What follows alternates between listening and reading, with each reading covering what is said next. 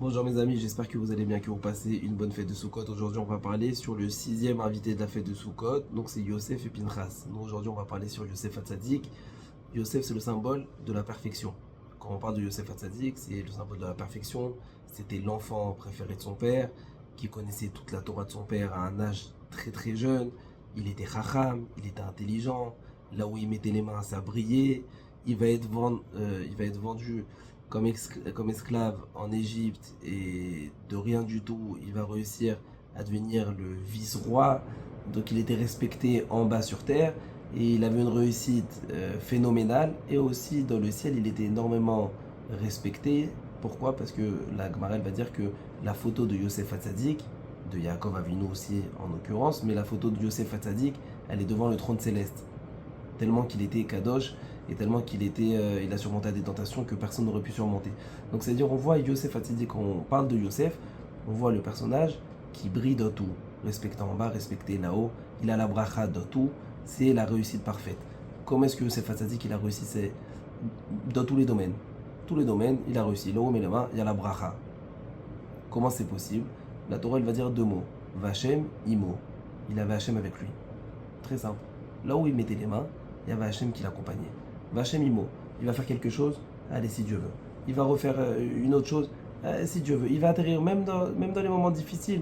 Il va être en prison, allez si Dieu veut ça va bien se passer. Il va être le vice-roi, allez Bezrat Hachem ça va bien se passer. C'était Hachem qui l'accompagnait dans son quotidien, ça faisait en sorte que ne pouvait jamais rester en bas. Même s'il tombait, il remontait. On raconte une anecdote. Une fois, il y a un raf qui a dit, il dit quand quelqu'un il va faire une opération, il va aller voir un docteur, et ben alors toujours il va vérifier sur le docteur comment il est-ce qu'il est bien, est-ce qu'il a déjà guéri des gens que je connais, est-ce qu'il est vraiment spécialisé. Donc avant d'aller voir un docteur en règle générale, on va vérifier est-ce que c'est vraiment un bon docteur. Et par contre, quand quelqu'un il va prendre l'avion pour aller en vacances, bon, la vérité, l'avion on le prend sur internet et on va pas vérifier forcément c'est quelle marque comme avion. On va pas vérifier c'est qui le pilote. Est-ce que c'est un pilote qui est bien ou il est pas bien, ou est-ce qu'il a bien fait ses études ou pas. Pourtant, c'est comme un docteur. C'est-à-dire, avant d'aller voir un docteur, eh ben, on va vérifier comment il est le docteur parce que ma vie elle dépend de lui. Mais avant de prendre l'avion, eh ben, on va pas vérifier maintenant c'est qui pilote, est-ce qu'il a bien fait ses études, est-ce qu'il est normal, alors que ma vie elle dépend de lui. C'est quoi la différence? La réponse elle est très simple. Le docteur, quand il va opérer son patient, le docteur, lui, il risque rien. C'est que le patient qui risque. Donc c'est pour ça que le patient, avant d'aller chez le docteur, il va bien vérifier. Et par contre, le pilote, quand je vais rentrer avec lui dans l'avion, et ben, lui aussi il risque.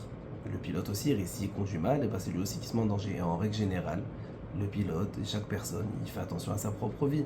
Donc si c'est pas par rapport aux gens qui sont dans l'avion, les passagers, et ben, c'est au moins par rapport à lui, il va faire attention. Il faut savoir que c'est la même chose avec Hachem. Hachem Imo.